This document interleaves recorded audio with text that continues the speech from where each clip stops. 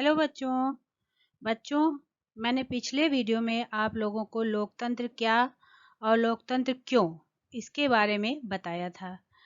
तो आज मैं आप लोगों को लोकतंत्र के प्रकार, इसके गुण दोष और इसकी विशेषताओं आदि के बारे में विस्तार से अध्ययन कराऊंगी।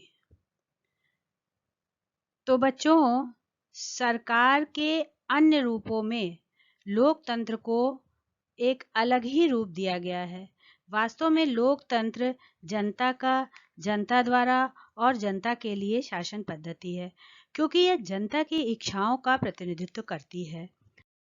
बच्चों, अब आप लोग लोकतांत्रिक और अलोकतांत्रिक शासन पद्धति में अंतर से यह देख सकते हैं कि लोकतंत्र शासन पद्धति श्रेष्ठ कैसे है।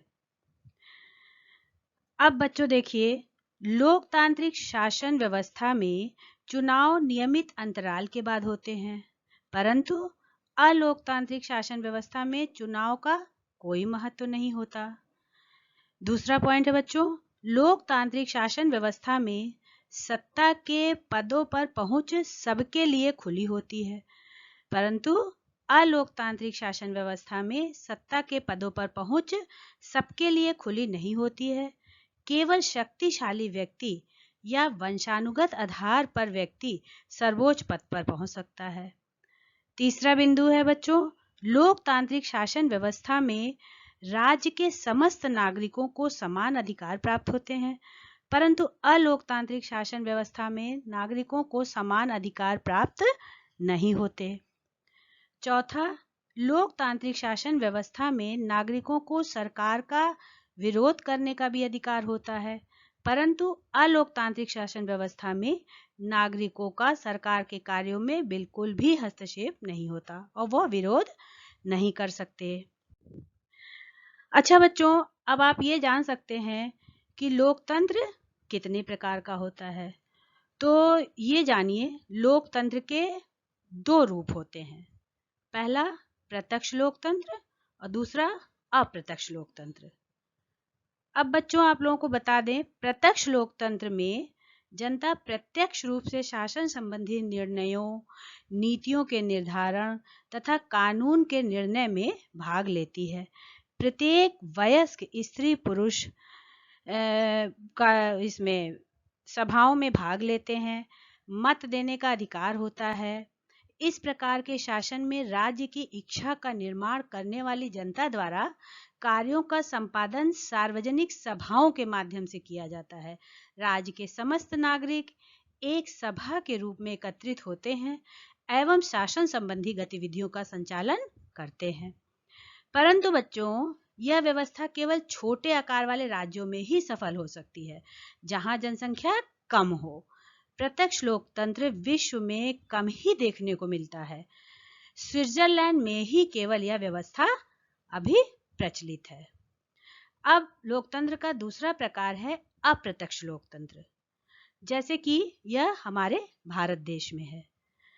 अब देखिए, बड़े आकार के अधिक जनसंख्या वाले राज्यों में इसको अपनाया जाता है।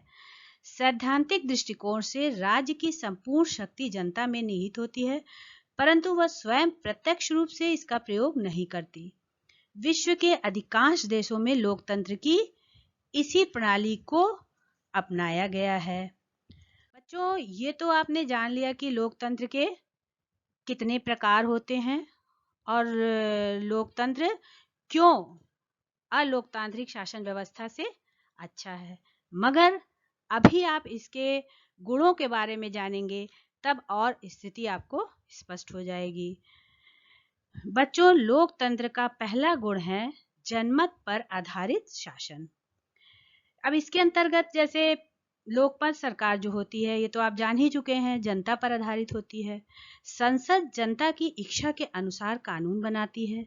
संसदीय शासन प्रणाली में कार्यपालिका जनता द्वारा निर्वाचित प्रतिनिधियों के प्रति उत्तरदायी होती है।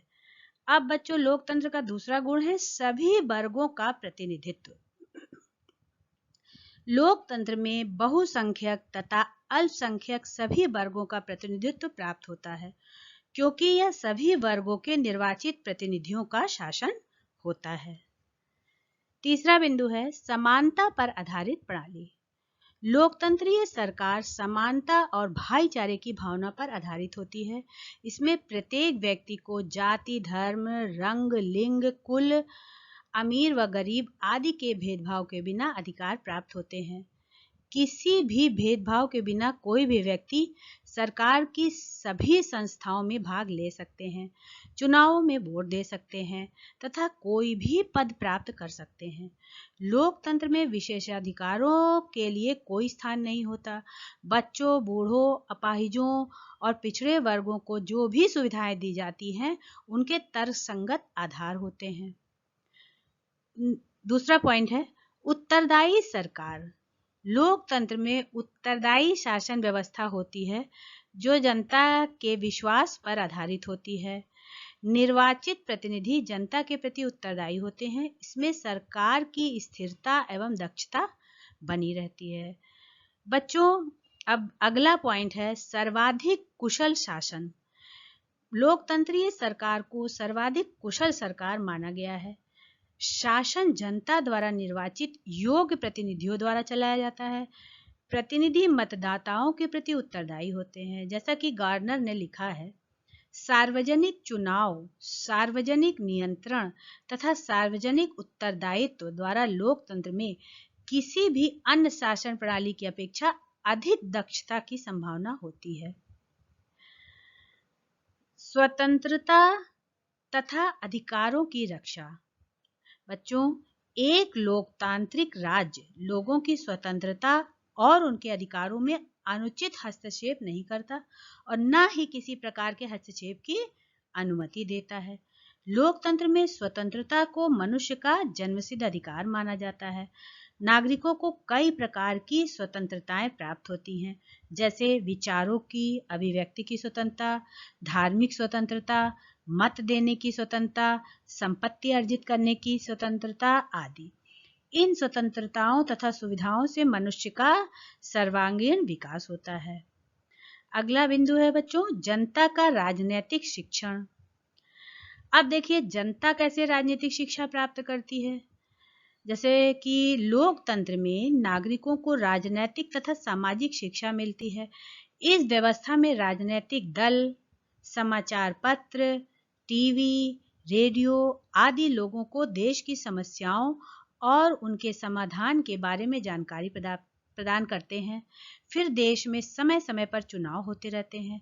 चुनाव अभियान में नेताओं के भाषण होते हैं, जिनसे जनता की सामान्य जानकारी बढ़ती है और जनमत का निर्माण होता है। इस प्रकार लोकतंत्र में जनता का राजनीतिक शिक्षण खूब होता है। नेक्स्ट है बच्चों देशभक्ति की भावना का विकास। लोकतांत्रिक शासन जनता में देशभक्ति तथा राष्ट्रीय एकता की भावना को भी बढ़ाता है। जे.एस. मिल के अनुसार लोकतंत्र में लोगों में देशभक्ति की भावना बढ़ती है। सभी नागरिक यह अनुभव करते हैं कि सरकार उनकी बनाई हुई है और अधिकारी उनके स्वामी नहीं बल्कि सेवक हैं। देश की प्रतिभा का पूर्ण उपयोग। लोकतांत्रिक व्यवस्था में देश के लोगों की प्रतिभा का भरपूर उपयोग होता है। समाज के लोगों को अपनी प्रतिभा दिखाने का मौका मिलता है। विभिन्न पदों के लिए बहुत से लोगों की आवश्यकता पड़ती है। अगला पॉइंट है बच्चों विश्व शांति का समर्थक। लोकतंत्रीय शासन विश्व बंधुत्व की भावना पर आधारित होता है। यह भावना विश्व शांति में सहायक होती है। बर्न्स के विचार के अनुसार लोकतंत्रीय आंदोलन शांति का आंदोलन रहा है। परंतु बच्चों कोई भी ऐसा नहीं कह सकता कि कोई भी पद्धति बिना थोड़े बहुत दोष के सही हो सकती है। इसलिए बच्चों अब आप लोग थोड़ा सा लोकतंत्र के दोष के बारे में भी जान लीजिए। इसका सबसे पहला दोष है गुणों की अपेक्षा संख्या पर अधिक बल।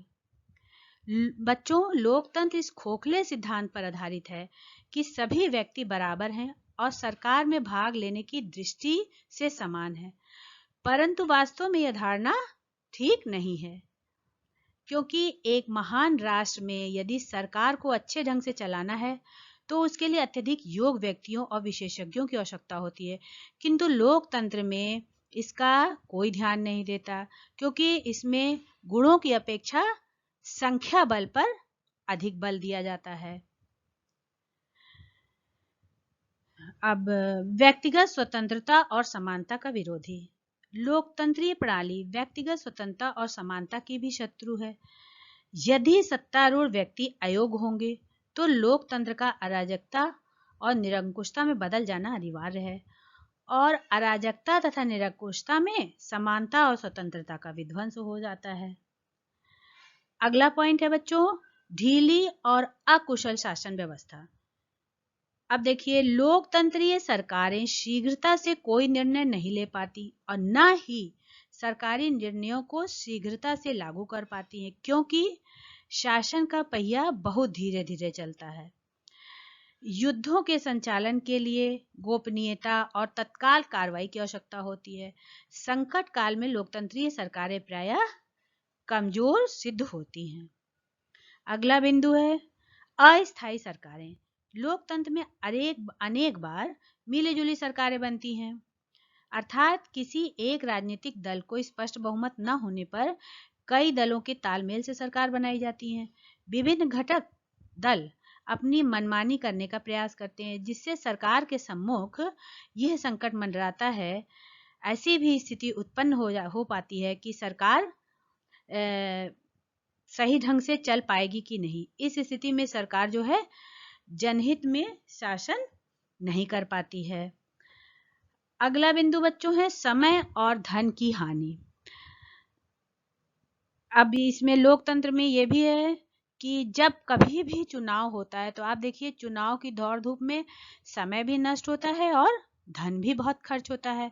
संसद तथा विधानसभाओं में छोटे छोटे विषयों को लेकर भी काफी समय तक अनावश्यक वाद विवाद होता रहता है। इससे धन, शक्ति, समय की अत्यधिक बर्बादी होती है। अगला पॉइंट है बच्चों, दलगत राजनीति के दोष। दलबंदी सामाजिक जीवन में विष घोल देती है, क्योंकि दलगत राजनीति के कारण लोगों का दृष्टिकोण अत्यंत संकुचित हो जाता है। वे केवल अपने दल के हित की सोचते हैं, समूचे राष्ट्र के हित में नहीं। फिर चुनाव के मौके पर राजनीतिक दल जनता को झूठे आश्वासन दे देते हैं। राजनीतिक दलों का उद्देश्य एन केन प्रकारेण सत्ता प्राप्त करना होता है। इसके लिए वे एक दूसरे पर झूठे दोषारोपण द्वारा भी जनता को गुमराह करते हैं। लोकतंत्र का मतलब केवल शासन और सरकार से ही नहीं होता। जनता के बिना शासन और सरकार का कोई अर्थ नहीं होता। लोकतंत्र सरकार और शासन में जनता की सहभागिता से संबंधित होता है। लोकतंत्र आर्थिक, सामाजिक और राजनीतिक न्याय से संबंधित है। इस आधार पर हम कह सकते हैं कि लोकतंत्र में यह प्रमुख विशेषताएं हो सकती हैं कि यह जनता द्वारा चुनी हुई सरकार होती है। दूसरा, जनता द्वारा निर्वाचित प्रतिनिधियों के हाथों में निर्णय करने की शक्ति होती है। तीसरा, स्वतंत्र और निष्पक्ष चुनाव होता है इसमें। चौथा, जनता को मतदान का अधिकार होता है। पांचवा, प्रत्येक व्यक्ति के मत का मूल्य एक समान होता है। छठा, कानून द्वारा शासन का संचालन होता है। सातवां, शक्तिशाली विरोधी दल होता है। बच्चों, शक्तिशाली विरोधी दल के बारे में आपको बता दें, विरोधी दल वह होता है बच्चों, जैसे चुनाव होते हैं तो जो दल सबसे ज्यादा बहुमत प्राप्त करता है वो तो सरकार बनाता है, लेकिन जो दल दूसरे नंबर पर आता है उसे विरोधी दल का संज्ञा दी जाती है, और लोकतंत्र में विरोधी दल को शक्तिशाली होना आवश्यक होता है। अच्छा, इन सभी विशेषताओं के आधार पर हम कह सकते हैं कि लोकतांत्रिक सरकारें बेहतर फैसला लेती हैं। बेहतर लोकतंत्र का मूल आधार व्यापक चर्चा एवं बहसें होती हैं। लोकतांत्रिक फैसले में हमेशा अधिक लोग सम्मिलित होते हैं, क्योंकि फैसले हमेशा बहुमत के आधार पर होते हैं। उनकी बैठकें होती हैं, बहस एवं चर्चा करके फैसले लिए जाते हैं। अगर किसी एक विषय पर अनेक लोगों की सोच सम्मिलित है तो उसमें गलतियां होने की गुंजाइश भी कम रहती है। इसमें समय जरूर अधिक लग सकता है, पर महत्वपूर्ण विषयों पर थोड़ा अधिक समय लेकर फैसला किया जाए तो उसमें लाभ होते हैं। इससे जनता अच्छे फैसले होते हैं, इससे बच्चों ज़्यादा अच्छे फैसले होते हैं तथा गैर जिम्मेदारी व अधिक उग्र फैसले लेने की संभावना घटती है। इस प्रकार लोकतंत्र बेहतर निर्णय लेने की संभावना में वृद्धि करता है। इस प्रकार वर्तमान युग में लोकतंत्र को शासन की सर्वोत्तम पद्धति माना गया है। जे.एस. मिल के अनुसार लोकतंत्र किसी भी अन्य शासन पद्धति की अपेक्षा उच्च और श्रेष्ठ राष्ट्रीय चरित्र का विकास करता है। अच्छा बच्चों, आज का पाठ मैं यही समाप्त करती हूँ।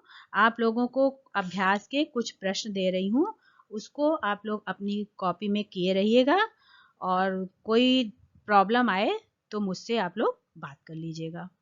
प्रश्न नंबर 1, लोकतंत्र कितने प्रकार के होते हैं, वर्णन करिए।